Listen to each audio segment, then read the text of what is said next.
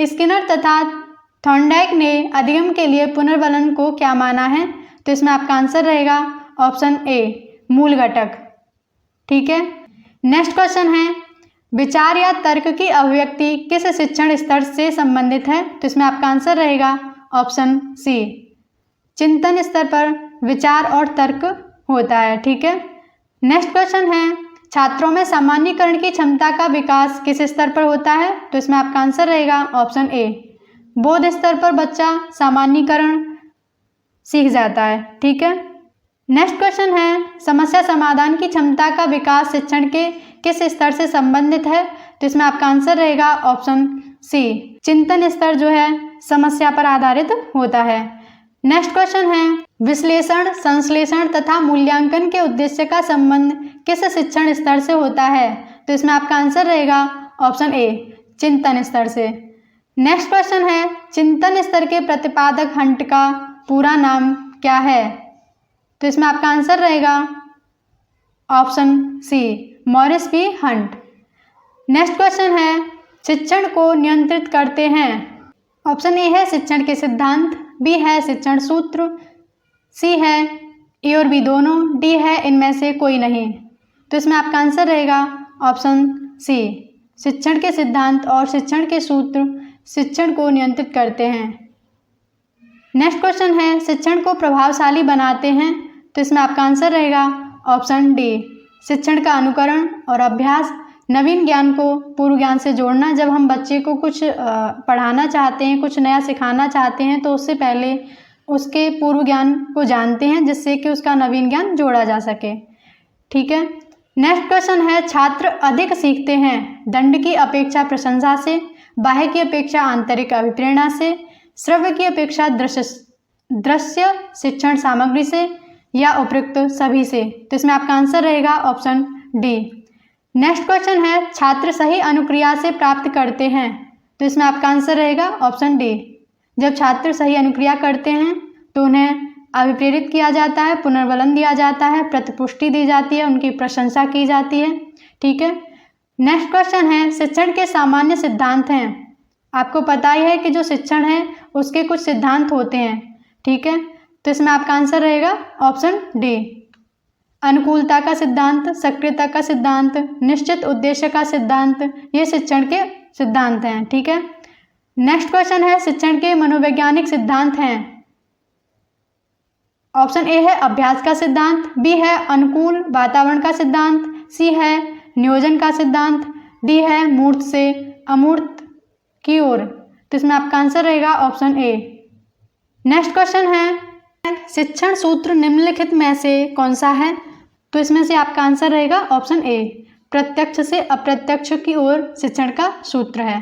ठीक है, next question है, निम्नलिखित में से कौन सा शिक्षण सूत्र से संबंधित नहीं है?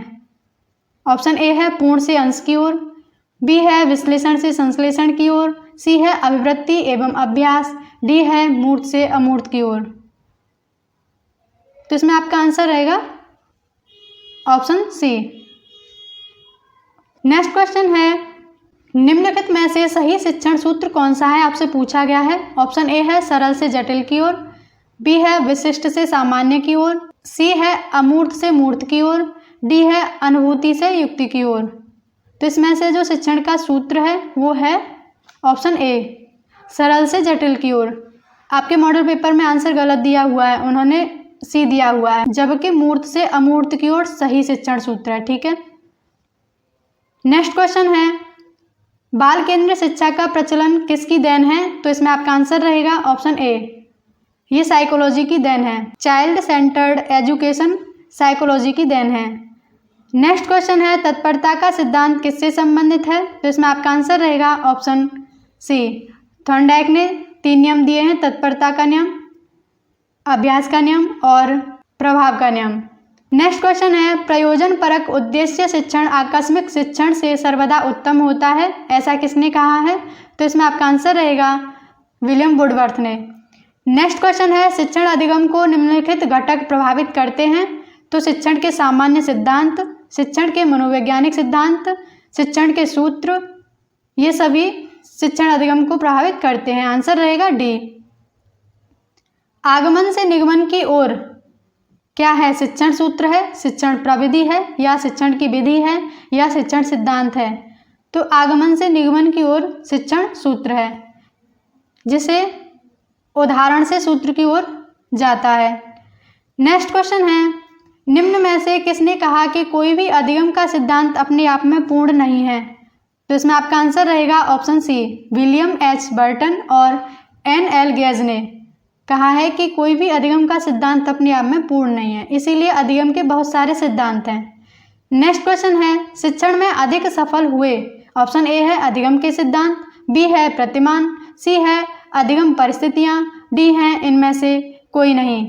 तो इसमें आपका आंसर रहेगा ऑप्शन ए। नेक्स्ट क्वेश्चन है, गैनी की पुस्तक का नाम है?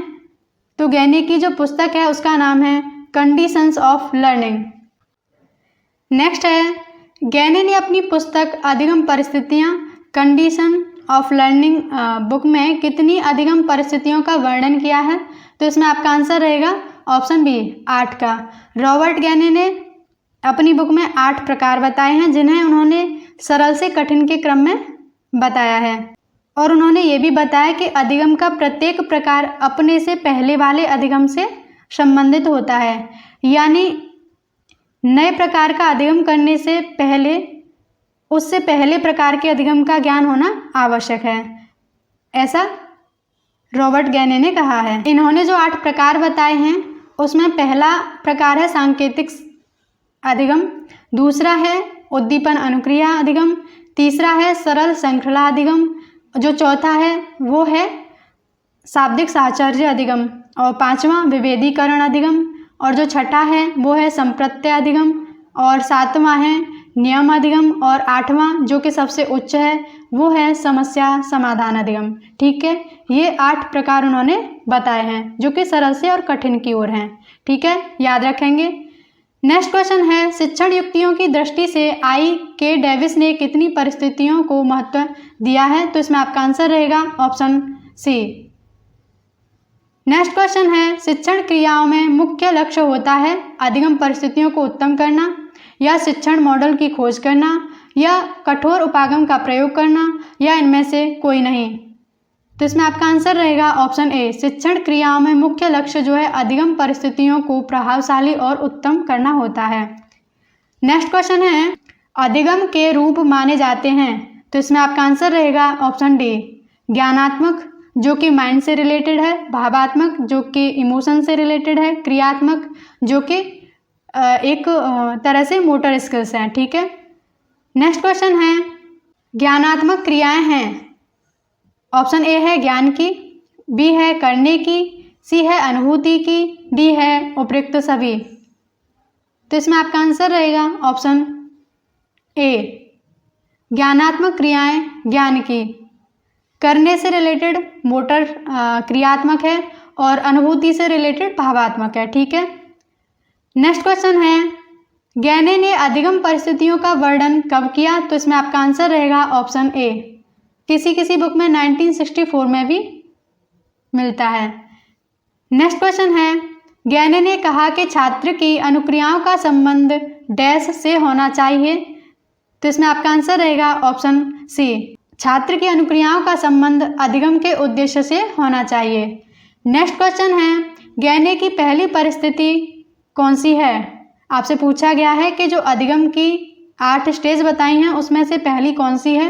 तो इसमें आपका आंसर रहेगा संकेत अधिगम। नेक्स्ट क्वेश्चन है, गैनी की संकेत अधिगम परिस्थिति से मेल खाती है? तो इसमें आपका आंसर रहेगा ऑप्शन बी, अनुबंधित अनुक्रिया सिद्धांत जो कि पावलाव ने दिया है। ये गैनी की प्रथम सीखने की श्रृंखला से मेल खाती है। ठीक है, नेक्स्ट क्वेश्चन है, अधिगम परिस्थिति की अंतिम दशा है? तो इसमें आपका आंसर रहेगा ऑप्शन डी, अधिनियम अधिगम।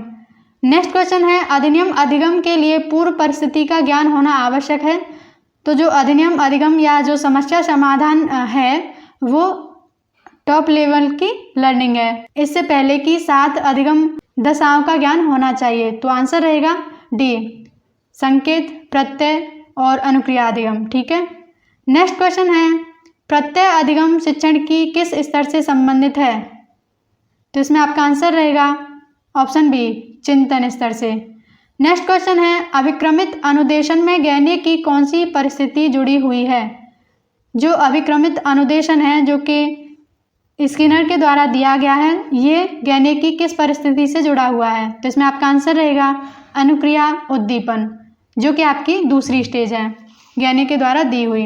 नेक्स्ट क्वेश्चन है गैनीय ने श्रृंखला अधिगम में किस परिस्थिति का उपयोग किया है।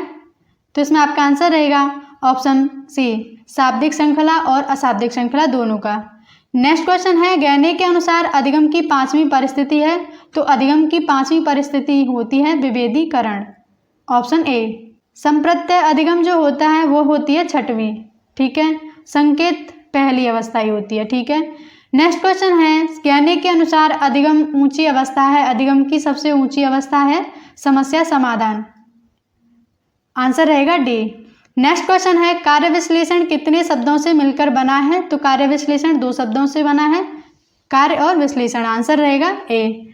अधिगम का सूत्र नहीं है सरल से कठिन की ओर, ये अधिगम का सूत्र है। बच्चे को पहले सरल चीज़ें सिखाई जाती हैं, उसके प्रकार उसके जो लेवल है वो कठिन की ओर जाता है।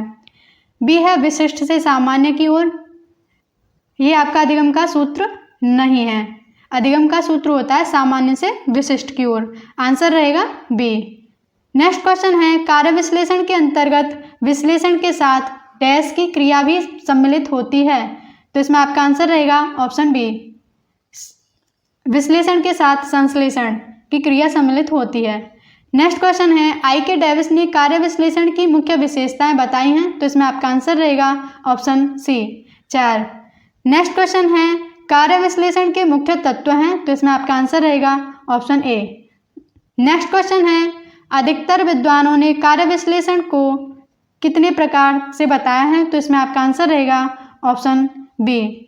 नेक्स्ट क्वेश्चन है कार्य विश्लेषण के प्रकार हैं। तो इसमें आपका आंसर रहेगा ऑप्शन डी पाठ्य वस्तु विश्लेषण, कार्य विश्लेषण और कौशल विश्लेषण, ये कार्य विश्लेषण के 3 प्रकार हैं। नेक्स्ट क्वेश्चन है कार्य विश्लेषण के स्रोत हैं। तो इसमें आपका आंसर रहेगा ऑप्शन डी शिक्षक, शिक्षार्थी और पाठ्य सामग्री, ये कार्य विश्लेषण के स्रोत हैं। कार्य विश्लेषण में कार्य का सूक्ष्म परीक्षण किया जाता है। नेक्स्ट क्वेश्चन है कार्य विश्लेषण के तत्व हैं। तो इसमें आपका आंसर रहेगा ऑप्शन सी भौतिक और मानसिक। आज हम अपने क्वेश्चंस को यहीं तक रखेंगे, हम फिर मिलेंगे नेक्स्ट क्लास में। तब तक के लिए take care and bye bye.